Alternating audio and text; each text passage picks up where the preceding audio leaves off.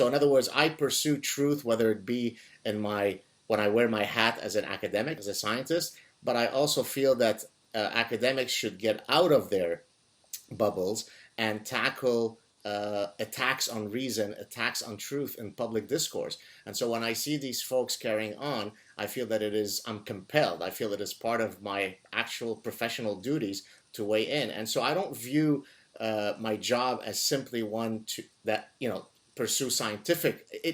I basically pursue truth in every possible way that I can. And to the extent that some of these movements are espousing nonsense, I attack it. You guys probably know Gad Saad, the Godfather, and if you don't, then you should. He is one of the few professor YouTubers, and if you want to find intellectual debate on YouTube, his channel is one of your best options. Professor Saad is an evolutionary psychologist, and he's one of the few academics who have the guts to stand up to the regressive left and the social justice warriors, and to the atmosphere of repression and terror they impose on campuses. One of his main targets are the postmodernist philosophers, which he regards as pseudo-intellectual hacks who have a destructive influence on national academic debate. And this is what I want to focus on in this video, because while I agree that they have a destructive influence, I find his arguments against them to be flawed. So this is my critique of his critique of postmodernism, and I will also try to suggest a better argument. The problem with gender studies and all those other bullshitters is that they're not really driven by the pursuit of truth. They don't have an epistemology of truth-seeking. They're ideologically driven. And so by the very definition of that, they're anti-scientific. And that's why those fields are referred to as anti-science, right? Because how could you be scientific if you start with the premise that there are no universal truths, everything, right? I mean, then you're already destroying the idea of the scientific method. So I think that's the problem with those guys, is that it's all ideology, no epistemology. That is very true. Postmodern thinkers do not believe that there are universal truths we can arrive at, and so many of them have abandoned the search for truth. Instead, scholars who were nurtured by postmodernist thinking are busy creating ideologically driven narratives, aimed at changing the public discourse to suit what they want it to be. When they explore a subject, they know beforehand the result that they want to get, and then use only the facts that fit their narrative and ignore the facts that don't to get the required result. They are polluting Western culture with their garbage, and Professor Saad is right when he goes after them.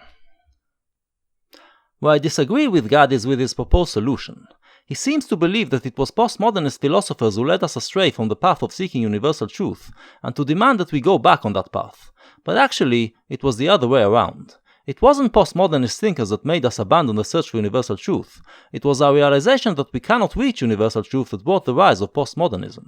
The belief that the human mind is capable of deciphering the truth about our universe has lost any rational grounds to stand on, and to go back to that belief will require a leap of faith. We can do that, but that would not be a rational response to the situation. There is no way to go back to the time before postmodernism. All we can do is find ways to discredit the bad practices stemming from postmodernism, without relying on the search for universal truth. So what are the practices that we should be promoting? Well, I'll talk about two of them. One is the pursuit of truth, the other is intellectual honesty. By pursuit of truth, I mean that while we no longer believe that we can discover the absolute and universal truth, we still act like truth seekers. That means that we consider all the known facts, and based on those facts we form a theory, or a narrative in the case of historians, that encompasses all of them. We know that this theory will be proven wrong eventually, but as long as it seems to explain everything that is within our knowledge at the moment, we accept it as superior to theories that don't. By intellectual honesty, I mean that when you present your theory or narrative to the world, you also mention all the facts that are not in line with it, and explain the reasons why you've decided that these facts can be ignored. There are almost always facts that contradict a theory, and there are reasonable excuses that allow you to discard them. Now, the question becomes, why should we adopt these practices, if we no longer believe that we can discover the universal truth? This is a question that philosophers have been dealing with for well over a century now, and there are plenty of good answers. I intend to use this channel in the future to discuss some of these philosophers. In this video I will just provide two of the most basic answers. First of all, why should we seek truth? Well, if you don't pursue truth, and just remain ensconced in your narrative, you stagnate. But if you try to break out of your narrative and create new theories based on new facts, you are challenging your mind and overcoming problems. You are expanding your world and expanding human knowledge. You are conquering new worlds and encountering new exciting thoughts, and you are becoming richer in spirit. All of these are joyful experiences, which make your life better and can also benefit other people. For your own good, then, you should always seek to find a theory that fits all the known facts. You know that your theory isn't the universal truth and that one day you will discard it, but the activity of creating that theory is what gives you satisfaction and happiness. As for why we should act with intellectual honesty, the simplest answer is this. While it is true that we cannot reach the universal truth that we can all live by, we can still reach agreements. And on the basis of these agreements, we can form a peaceful society that will benefit all of us. But for that to happen, we must be honest with each other, and we must agree to rely on the same pool of facts to form our theories. Once again, then, the answer is that we are doing it for our own happiness and well-being. My point is this. If you argue that we should seek universal truth, you put yourself in a losing position in the debate. The postmodernist scholar can then ask you to substantiate the idea that it is at all possible for humans to reach the universal truth.